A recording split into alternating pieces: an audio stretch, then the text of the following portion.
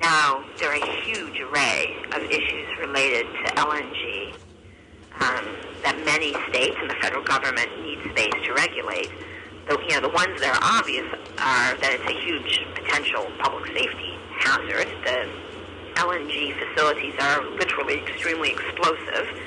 The only one of the oldest ones, which is in Cleveland, had an explosion that literally destroyed, like a nuclear bomb, 6 blocks of a warehousing area in Cleveland. The scare of having such facilities near a population center is, of course, not just the public health risk, but the risk that you create a target for terrorism. If you just blow up with a small device this facility, you would have a huge, devastating, deadly explosion.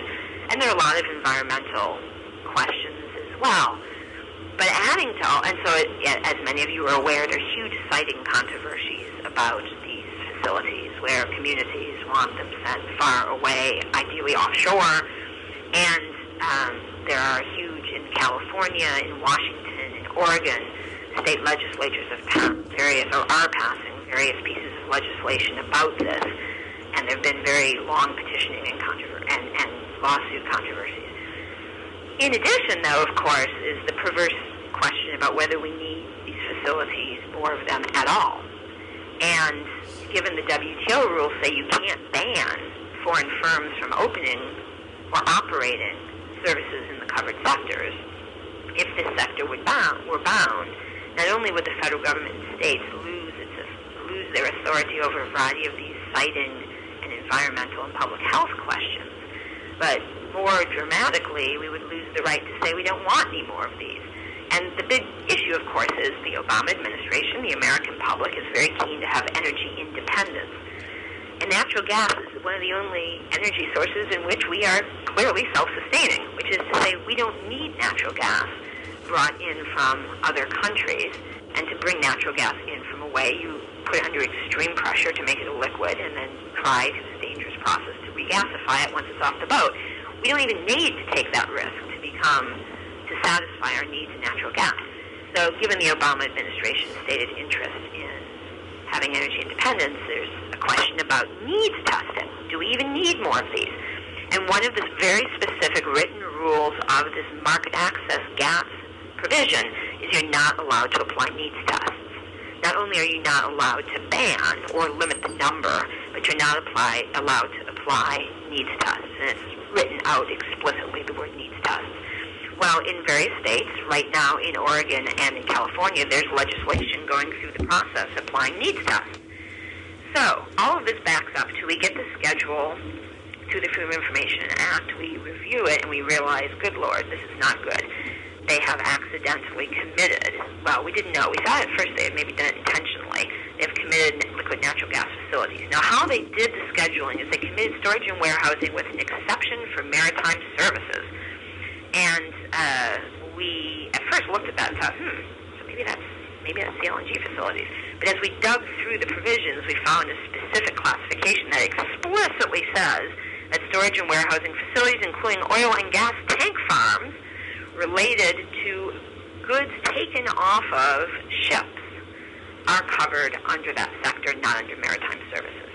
So about 2 months ago, I went to the Trade Representative's office. By now, the Obama administration was there. And I was thrilled to learn, because a lot of the same Bush folks who made this commitment were still there, their career, non-political staff, that they hadn't intended to commit LNG. And because I came in and said, do you know what the Bush folks did? And it was the same exact folks who were the same Bush folks. And they said, we are the Bush folks, and we didn't intend to do that. It's not covered. We took an exception for maritime services. So we walked through the different schedules, and some of them turned kind of red, and they denied they had done it, blah, blah, blah. But where we stand is now groups of state legislators from California, Washington, Oregon, and I think New York State now have also sent in letters to the Trade Representative's office basically saying, this is a serious problem. We're glad it was a mistake. We're glad you're committed to not having LNG covered. But you must go back to the European Union, and we understand the other countries all have the same deal for compensation, and you have to fix that. And by the way, how you should fix it is removing the entire subcategory that is tank farms, which covers not just oil and gas, but also chemicals. Because that's an area that's very sensitive environmentally, public health. We should leave space to regulate that. Keep the rest of storage and warehousing. We're not worried about solid goods. We're not worried about grain silos. We're not worried about boxes of T-shirts imports. That stuff is all fine. Go ahead and commit that.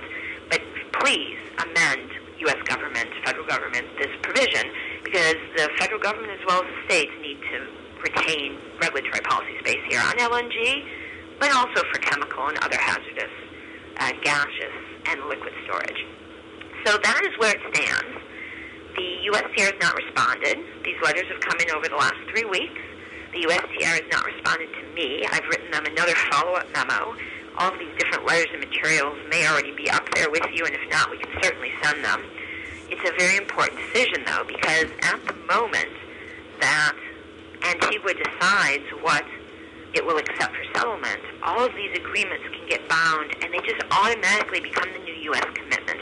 And that's sort of the final outrage, which is typically under these trade agreements, the federal government makes a decision and Congress votes, and state legislators are excluded. And you're excluded even when the federal government binds all kinds of non-trade regulatory space to comply with these trade agreements that you, as a state, have authority over. And that's really irritating and has got to be changed. And you and other state legislators and state officials have talked to the federal government and passed resolutions at NCSL, et cetera, about how to fix that. In this case, Congress isn't even going to get a vote. The way this works is the federal government's executive branch can just list the new binding. And it becomes the U.S. bound commitment at WTO.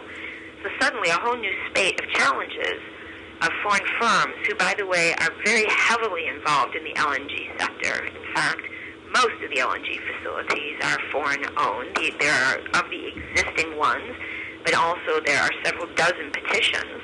The U.S. obtains most of its LNG from Trinidad and Tobago, but Oman has a lot of LNG that it ships globally. And the firms now operating include firms from the European Union, firms from a variety of different countries. So this is a very serious matter where you have foreign firms operating who you couldn't regulate in the same way you now can, but also of all these applicants who are now in front of the Federal Energy Regulatory Commission, which is where you have to go to petition to open a new LNG facility.